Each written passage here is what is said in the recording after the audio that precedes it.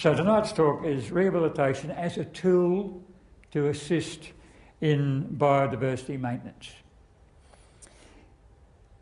If we reclaim derelict or damaged land, no matter how it's damaged, whether it's damaged from farming or mining or feral animals or fires or whatever, we can, depending how we rehabilitate it, we can either bring back the original ecosystem, we can bring back a selected ecosystem, and we can focus on rare and endangered species, for example, and bring them back. And I'll show you some of that tonight. Rehabilitation today in mining, in particular, is an essential legal requirement. If you're a miner and you're going to make a mine, you are required to rehabilitate it at the end. That's legal. But because it's a word that's been misused, we have four words which are used sort of interchangeably. There's restoration, there's rehabilitation, there's reclamation, and there is reparation. Now they all mean rehabilitation, but they all mean different things. Okay, first up, here we have an example of restoration. And this is restoration showing the pipeline. There's a pipeline running through there. And it's fully restored. I mean, there's no question that all of the animals and plants that lived on that beach before we put the pipeline, they're still living there. In fact, there's no more or less, because there's an uncut rock face, and this is the rock face we've got the pipeline under, and that's the backfill. Now that is a complete restoration. It's very easy to do for things like salt lakes and beaches, where there's very little input required to establish that original balance. It's much harder with things like complex things like rainforests or wetlands, but not impossible. Let me make it clear, not impossible. The second block is rehabilitation, the more usual sort. And this is opening rehabilitation. That's the original country in the background. And this is all assisted rehabilitation. And I'll talk about how we manage that.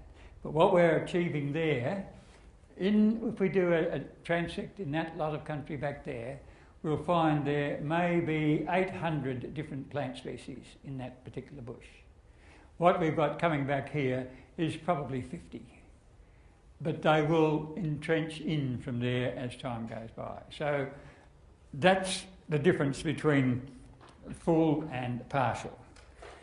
The third, and we're particularly important because sometimes, particularly in our southwest forest country, the presence of diseases like dieback, we do not want to bring back susceptible plants until we can establish a place that's clean.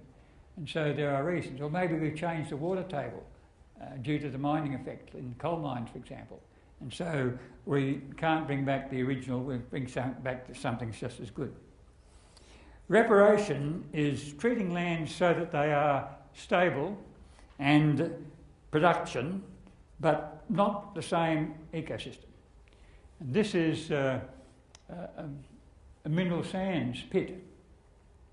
And that's all plantation, the whole thing. That was an original farmer's cleared paddock.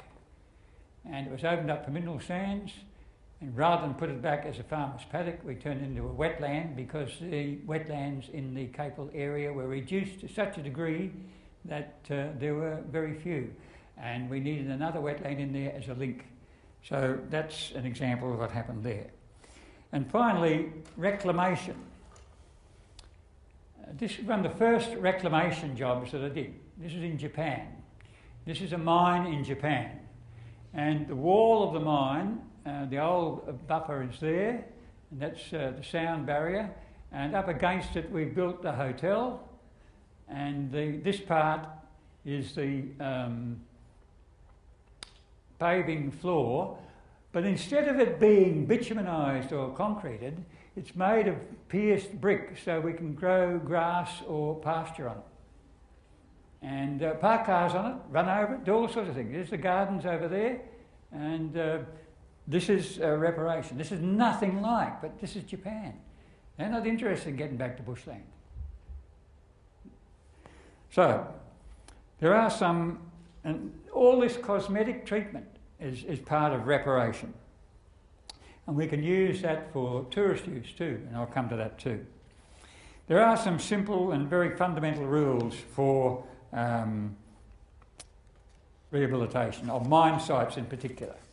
The first one is identify and preserve those things which are completely unreparable. Now this is a mine and it stops right there, and that's a piece of rainforest, an isolated piece of rainforest that we have left, and we've taken the mine right around it, left it intact. We have restored the mine, and you can see the grassland, you can see the small shrubs beginning to come up, and the success of this will depend on how far that rainforest develops into our restored land. And I'm pleased to say that it's restoring quite well. Trouble is, with my job, with the exception of one or two places, Barrow Island in particular, I never get to see the end result. I do the job and I walk away from it at this stage and they say, oh, that's it, Harry, go on, off you go. And it's going to take 20 years before I can see any real results there. But I have been back and seen the results. So what do? We preserve those things like that. On land that's got to be cleared, we first need to take our vegetation off. Now, depending on the type of clearing and depending on why we need to clear it, the best way is to leave the rootstock intact. Here you can see we cleared for a pipeline. And this is the edge, that's the original vegetation, and the pipeline's over here, and we've gone through and just taken the surface vegetation off. I haven't touched the stuff in the ground because that will all grow again. Most of our native plants in Western Australia or in Australia are massively dependent on subsurface rootstocks because that is their mechanism for handling fire. So that's the first step. After that, we need to remove topsoil. Much of our land is arid, as you know, and it's no exaggeration to point out that that level of topsoil is 30,000 years in the formation. If you lose the topsoil, you've lost 30,000 years. You have to wait 30,000 years before you get it back again. So whatever else you do in this sort of work, the first thing you do is cherish and preserve the topsoil. How you preserve it is another story, and I'm not going to go into that. It's simply to say you do. Okay, the development takes place on the subsoil. Now this is subsoil here, and these are trials on the subsoil while the actual utilisation of the land is taking place. It's one thing to create trials when you finish, but when you're building a project, you may not be finished for the next 10 years. And the time to start your trials is right at the beginning so that people can work over it, dust can work over it, machines can roll over it, and all those sort of things can happen, and you can see what results you're going to end up with. So that's where development takes place, and they're the trials taking place with it. Now this is a different approach. This is a farmer up here on the rich coastal plain of Western Australia, and he's got an orchard. And he's very unhappy about us bringing, in this case, another pipeline. We're going to bring the pipeline through. Now, we're going to bring the pipeline through. And I hate to say this, but you can only lay pipelines to service 2 million people. And even if it's the expense of 10 people, it's going to be at that expense. There's got to be some give and take. And in many cases, the same with mining. You can't say, you can't mine there, go and put your mine over there, because the minerals are there. You've got to go where the minerals are. You can't go somewhere else. But in this case, I said, yeah, we can fix it. No problems. Great statement. No problems. What we've done is laid down a membrane on the ground over the topsoil. We've laid a road base over the membrane, and we'll work off that and put the pipeline trench in there. So we won't damage the topsoil at all. The reality is the construction time took nearly 3 weeks to put the pipeline through, and at the end of 3 weeks we pulled that up and the grass underneath was still able to grow immediately on that material. That technique works extremely well. Okay, this is a finished job, and the finished job is we've got all sorts of other things been happening. We've been doing testing for dust and testing for noise and testing for heat and light and all sorts of things like that. But in the meantime, we're now finished the job. Now, I'm talking about pipelines. There's the original vegetation on both sides. There's the access track. There's the actual pipeline there. And this is the restoration with all the brush and material and the topsoil's back on it. It's been ripped. You can see the plough marks in it. And the brush is respread on it to encourage fauna to come in. Because rehabilitation is not just plants. It's animals too. And the faster you can get the animals back, the better it is. So the main thrust of rehabilitation tends to be when we have finished a job like this, and that's when we do our rehab. Here we've got a nasty situation. Can't work machinery without fuel or oil, lubricant. And when you're adjacent to the ocean, you've got a problem. And so everything is bunded. Now this bund is lined with a membrane, and you can see there's been minor spill there. You see the fire extinguisher there. You see, and all the oil is trapped in there. And there's a sump in there. When it rains or if any oil spills, it can be picked up and taken away.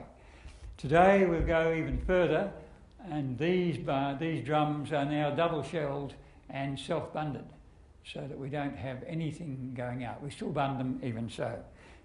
All right, let's try the next one if we can. Thank you. I've moved on now to a finalised site. This is a mine. You can see there's the old quarry edge there.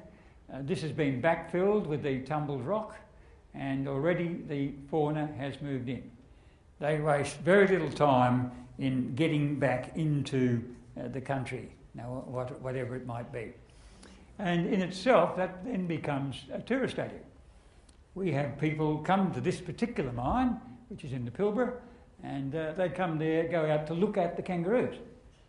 That's what they go there for, because they can guarantee they'll see some kangaroos. Now, why are the kangaroos there and not over there?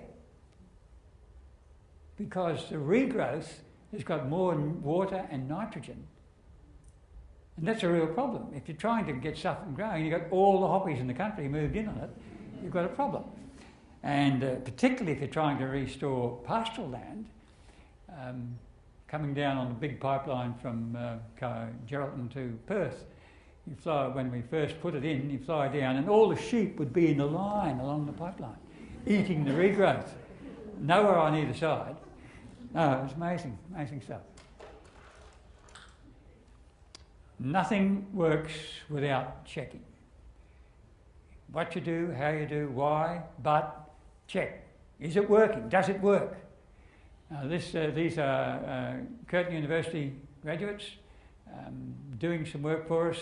They're monitoring the depths of the rehabilitated vegetation and recording the number of species.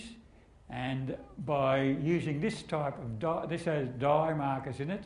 It puts out dye marks, and then the insect people can come along and put down their little bottle traps. The reptile and mammal people can come along and put down their traps, and we are able to, these are all live traps of course, nothing, we don't kill the animals, and we're able to determine the effectiveness.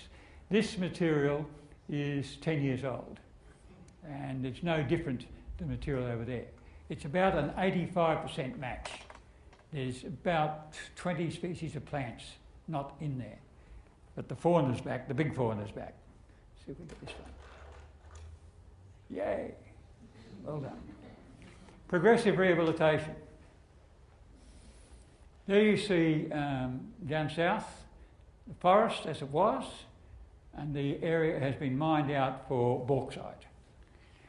Here you see the first trial where they've put the topsoil back and contoured it and reseeded it. Then you see it after 18 months, and then you see it after 4 years. This is all untouched country down here. This is just a spillover material that's washed off this above ground. That's not rehabilitated at all, that's just accidental. But what we've now got there is a pretty good stand. There's no dust coming off it, there's no water, the water that runs off is clean, which is what we were required to do by government. But from a biodiversity point of view, that forest is not the same as that forest back there. Therefore, we're not going to have the same species of animals and plants in there. And that's an ongoing problem when we, and people yet haven't quite realised what we need to do. Well, we do have some pretty things. This was the very first job I did overseas. And this is in, some of you may have visited, it's in Vancouver. And it is a limestone quarry in Vancouver, and the owner of the quarry wanted to know what they're going to do with it. How are we going to turn it back into something functional in the middle of a city? Well, it's turned into a park. And that's what we've got. We've got a Japanese park in the middle of Vancouver City, which is that particular park there. And I'm very proud of that because I demonstrated there that you don't have to slavishly follow. You've got to consider what does the landholder want, what does the government want, what will the land support. There's a whole range of issues. You can't just say we're going to do this without looking at the realities of it. But mostly I don't get opportunities as good as that. Mostly I've got to do trials. These are trials away from the area. This is coal mining, and these are trials of fertiliser, soil treatment, additives like gypsum, things like that, all trying to find out, and different seed mixes. This trial is repeated 18 times across this whole area because this whole area is due for rehabilitation. That trial is repeated in 18 locations, different aspects, different drainages, different slopes, different depths of soil, and then we work out what works.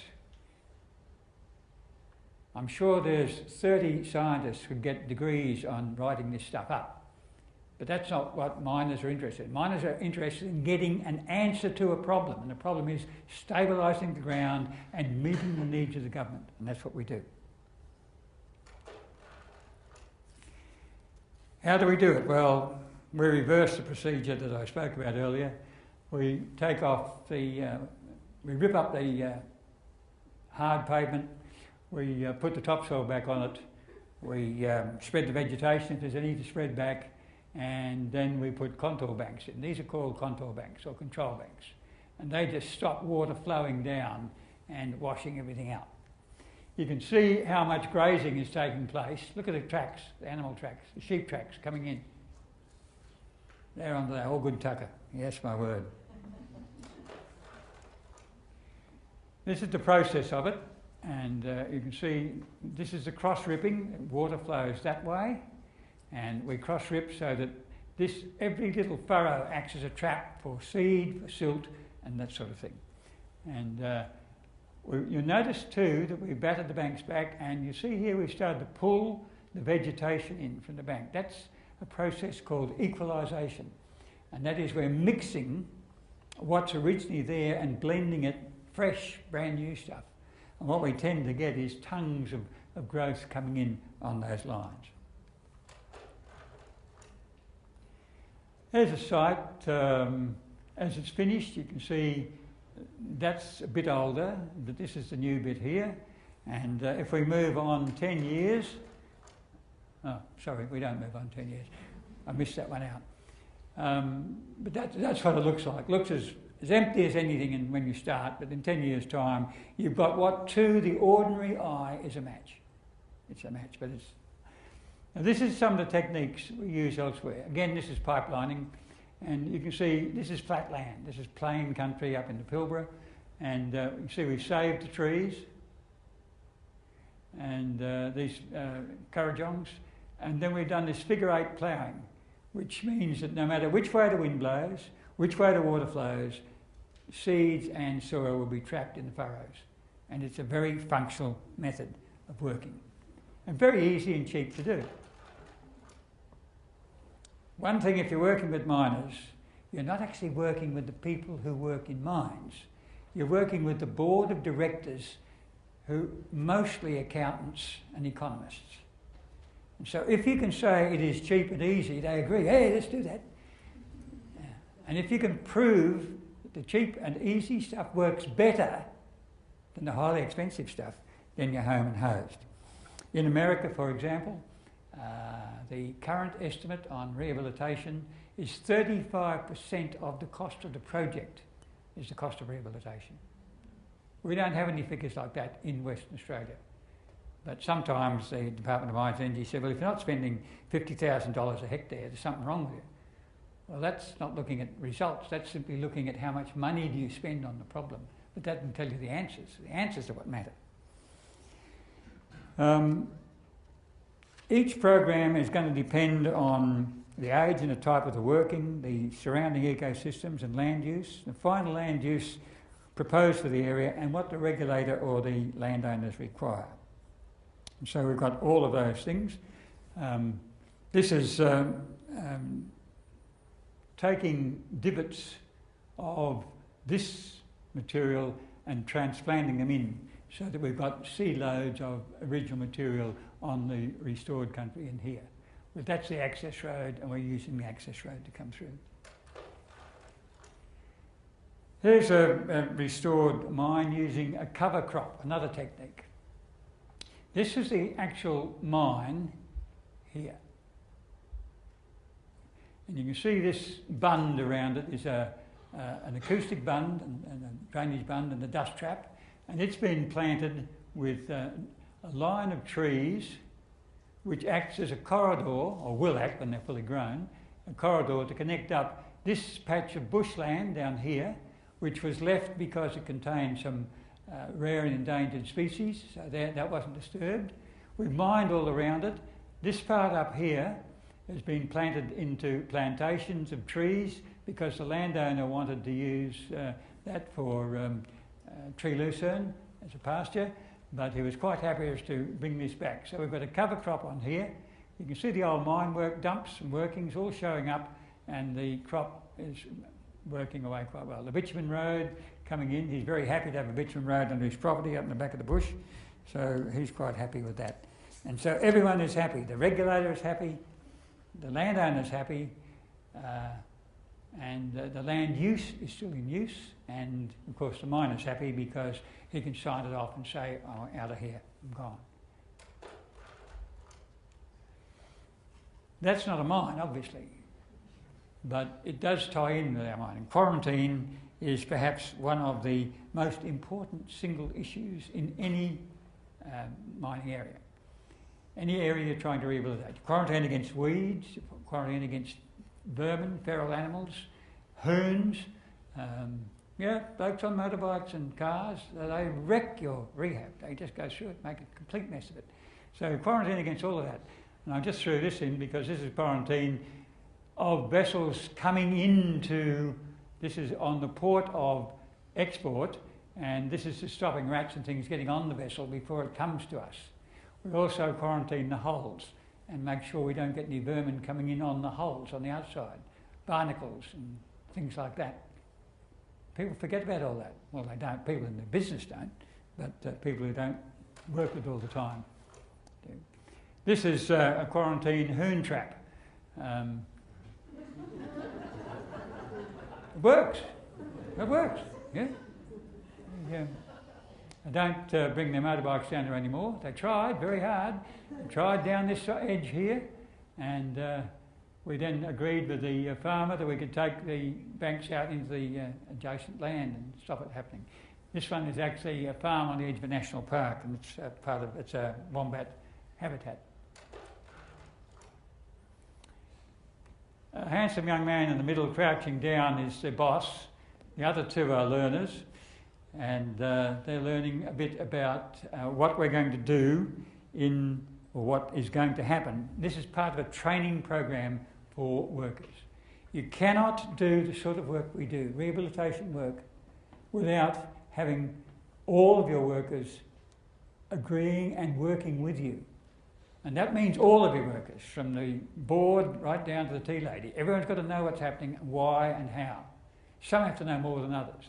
But in this case, why is this bit of ground bare? Why is there no growth on that?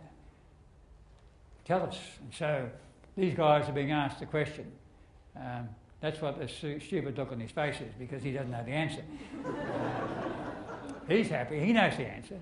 This fellow's getting close to it. He's digging down and finding out there's no topsoil there. Okay, there's no topsoil. Hey, but why is there no topsoil?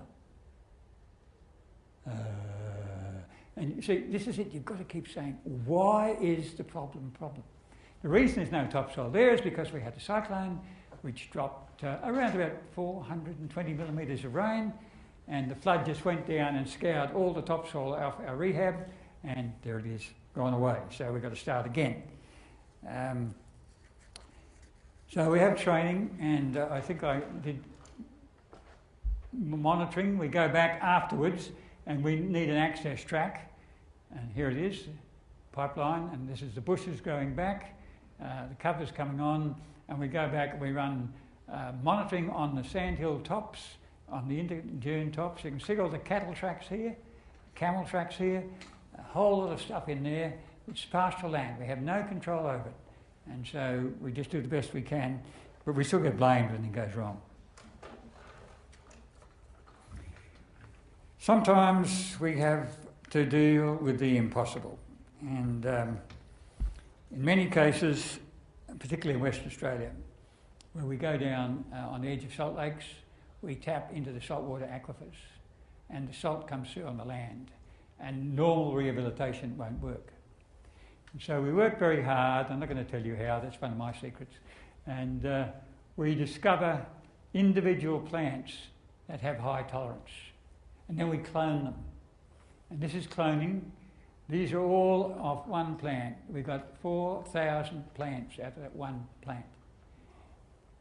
And it's still there. Oh, no, we didn't take the plant away. It's still there. We just took pieces of it and cloned, pieces of it and cloned. Now, we're going to have a real monoculture now. We're going to have exactly the same plant 4,000 times, but it'll take up salt. And as a cover crop, while it's taking up salt, then it gives a chance for other plants to grow underneath it. And that's what we want. I mentioned that cyclone and the storm. That is the impact of the same cyclone washing through, and you can see it's uncovered works. And there's where the soil was. You can see it there, and it's taken out. It's taken out about 2 metres of fill in that area. It's not always the humans have the problem. Cost effectiveness is very important, and I mentioned the cost in the United States. One thing I want to make sure is that there's no particular magic or mystique about rehabilitation. It's thousands and thousands of years it's been going on around the world, and the periodic phenomena of nature, like floods, have their impact. So does fire. This is out in the Western Desert, and it shows the impact of, these are salt lakes, and these are fire scars. That's the most recent one. That's last year's. That's the year before. And you can see they move with the various winds. These are lightning-caused firestorms. So there's a massive impact of fire all the time. Nothing to do with the miner, but this has to be taken into account when we look at our rehab. So there's some of the forces that affect the face of the earth. Climate change, disease, flood, fire, drought, all have their effects. And they are just as impactful as the effects that humans have on the environment. So they say time heals all wounds, but to regard human intrusion on the landscape as a wound is a bit unfair, because we do try and put it back now that we've learned. We have learned to follow other living things, modify their environment. Every living thing modifies its environment, no matter what it is. Even as simple as digging a burrow to live in, that's changing the environment. And think of how many animals dig burrows. Just the simple fact of making a nest. How many birds make a nest? That's changing the environment. They're actually modifying the environment. And people forget that. The main charge of life is to survive. And in order to survive, you have to understand the environment in which you live and modify it to your desires. Unfortunately, humans are too good at it. We modify it to such an extent that nothing else gets a go.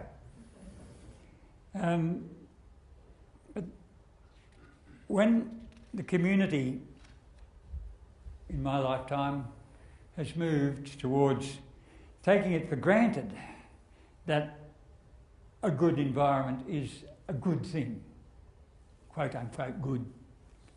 And that means that even politicians eventually start to listen.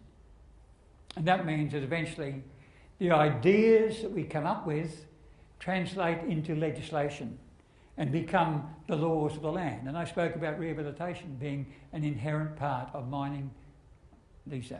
That's an example. One of the problems is that the requirements that are now coming up, they get some from here and some from there and some from somewhere else, and they put them all together because they're not practical people. And the miner looks at them and says, but hang on, if I do that, that's going to not happen. And no, that's not the point. You've got to be able to handle both sides. A little while ago, for example, the state said you must preserve wetlands and we'll give you money to preserve wetlands. Okay? Give us the money. The Commonwealth said you must drain wetlands, we'll give you money to drain wetlands. And so I know farmers who cut a hole in their bank, took the money from the Commonwealth, filled the hole up, took the money from the state. Oh yeah. Yeah. Because the laws were stupid. They were totally at contradiction. Communication. What I'm doing now, talking about rehabilitation, in the wider sense, is something we've got to do a lot more of. If you follow the simple principles, the main purpose is to allow the concept of multiple land use to proceed. And we have a thing called the environmental impact management plans and industry codes, the Chamber of Mines, Department of Mines. It's possible to have miners extract their resources but not deplete the resources of other people. And I spoke last time about Barrow Island. I won't speak about that again. But particular attention is paid to... I just mentioned this osprey for a moment. For those of you who might be in the mining business, this is one of your troubled birds because they breed better than their resources. They overbreed. And as a result, they're always looking for a new place. So if you are working on the coast and you put up a tower, the first thing that happens is the ospreys move in under the tower. First thing they do, because it's a new environment. They'll occupy it, build a nest on it. And that's not the thing you particularly want, particularly if it's electrical, because you have barbecued osprey and shorted out electricity, neither of which are desirable. So what we're looking for are people with realistic ideas in planning their mines. Planning not just for digging a hole in the ground, but planning for clearing the land, for digging the hole, for disposing of the wastes, for backfilling the hole, for restoring the land, and communicating with the society, the community around. So the stakeholders are all represented. If you can, you need to do some work during the life of the mine, and obviously you need to monitor all the time. The point about a good environment is it's an expectation of the community, but there's a cost to it. And someone's got to pay the cost. Now, it may be the taxpayer or it may be the miner. I prefer it to be the miner, and the miner would prefer it to be the miner too. And so, if you have the responsibility of rehabilitation, it follows you have the privilege of extracting the resource that you're going for. And those two things must go together. Rehabilitation doesn't stop, as I said, with flora. It goes on to fauna, and I've mentioned those. These are just some of the monitoring. This is noise monitoring. And if we'll waste time on that. Water monitoring, very, very important in this dry state of ours. Terribly important. Okay. Some of the things we've done. This is an extremely rare kangaroo paw. It grows in a very small patch of land on the side of a hill at Esperance. and it's known from about 180 plants all up. There's more plants in this plantation on the mine site of that particular rare species than there are in the wild. And that's true when you walk out in the street, you'll see Acacia caesia, the gungaroo, the silver princess. There's more of them, the red flowering gum. They're all around the world in gardens and places. So they're no longer rare and endangered. They have been managed. But we can't do that with things like death adders, and they're not quite as popular. If you've got a hillside, like a steep hillside, then okay, your first thought, you will say, well, why don't you flatten the hillside out? Because it's the same match as the hillside around it. And the requirements of the government are you match the surrounding countryside. And so you end up with a slope like that, and you can see the great gouges of water in it, but by putting the trees in, we're able to stabilise it and get it coming back to something like a stable piece of ground. The most important thing is getting your fauna back. First things to come back are kangaroos, assuming you keep the rabbits out. If you don't keep the rabbits out, the first animal will come back will be mice, mus musculus, then the cats will come, then the rabbits will come, then the foxes will come, and then the kangaroos will come. But where you can keep them out with fencing or whatever, even though the mine is still operating, the kangaroos have moved in. Bringing in things like fish is a bit easier.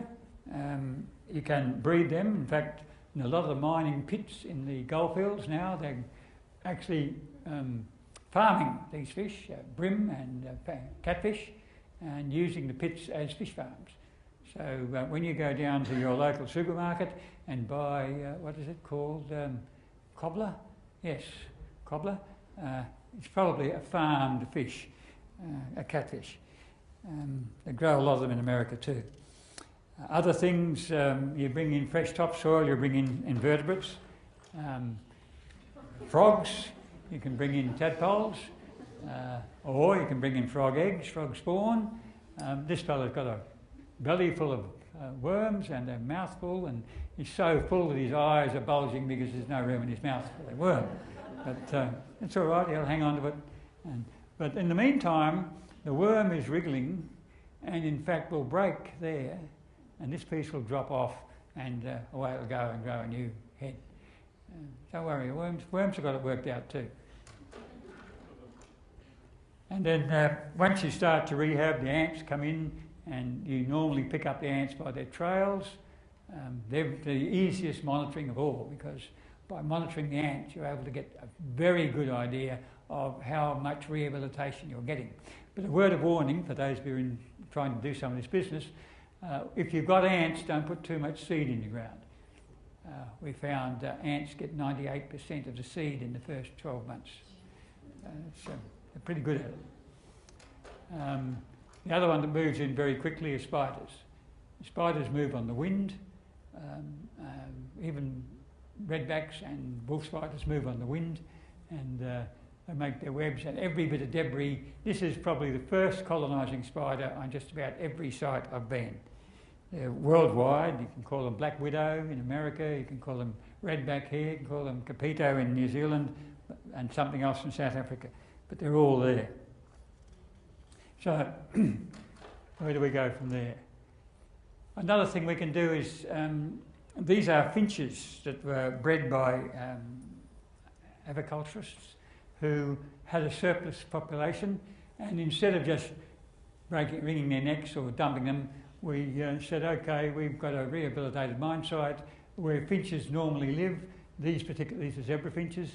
Each one of those is banded, and they're released in there at that mine site to help build up the seed, build up the wildlife. Anything like that, though, you've got to clear with DEC first. You don't just release animals on a mine site. We need to know that they're genetically clear, and we need to know that we're not putting the wrong species into a place.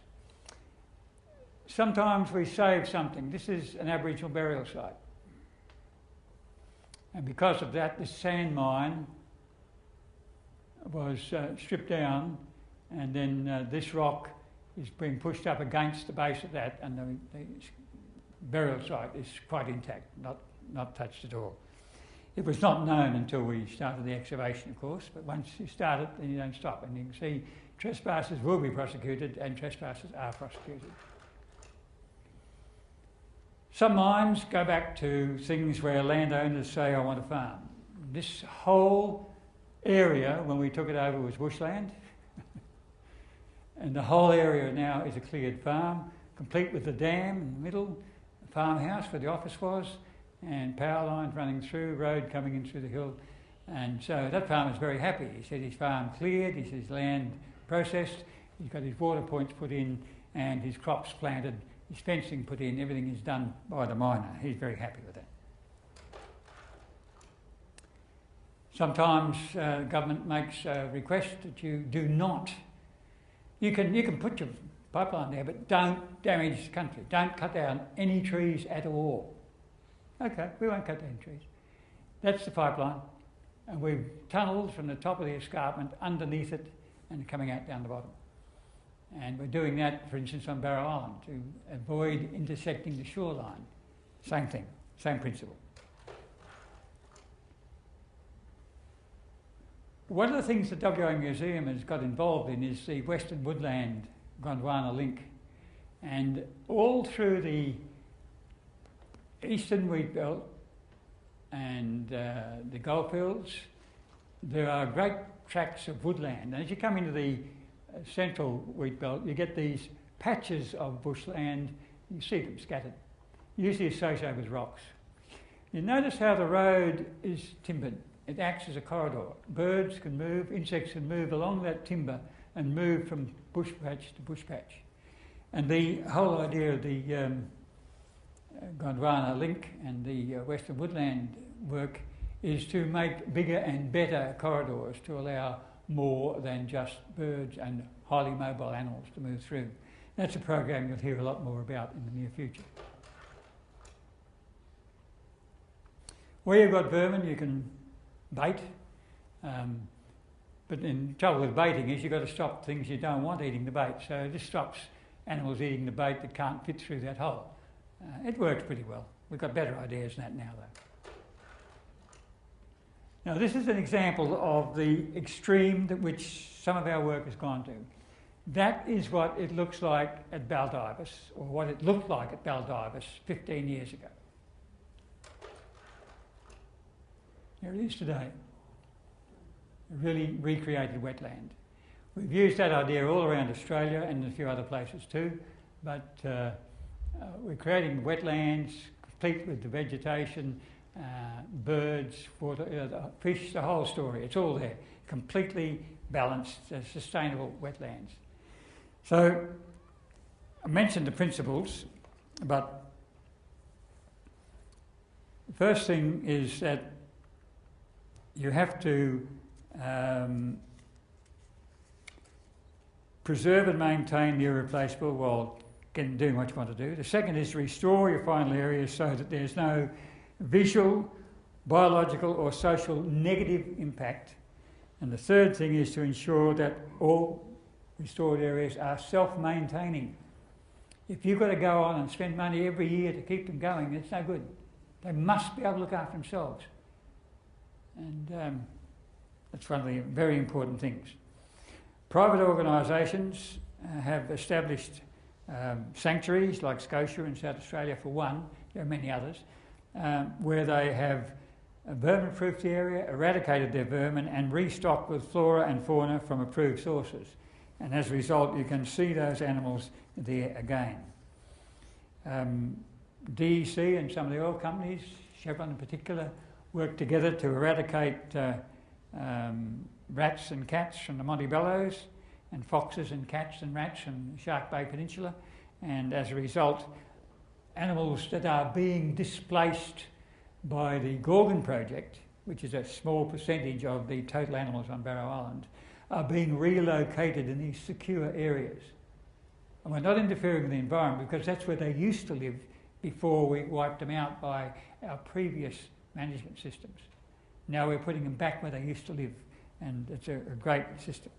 So what the bottom line is, many developers and government departments and voluntary organisations and volunteers are all working towards rehabilitation of lands, rehabilitation of species. But we've got a long way to go. Communication. This is a 5,000 bed village on the Burrup Peninsula, Hearson Village. Olympic swimming pool, shopping centre, police station, post office, caravan park, 3 ovals and 5,000 beds. When we finished the project, we said to the local government, it's yours. We don't want it. What are we going to do with 5,000 beds? No one's going to come up here. No one's going to come to Karratha. No. $1.5 million later. Same place. Now it is being built on because it's $1,400 a week for a house rental in Karratha. No. Communication. Think outside the immediate envelope. Think to the future. Never mind what happened. And use the lessons of the past.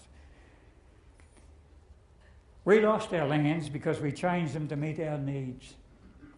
We changed forests to farmland, we changed mountains to mines, we changed rivers to dams, and anywhere else we put towns up.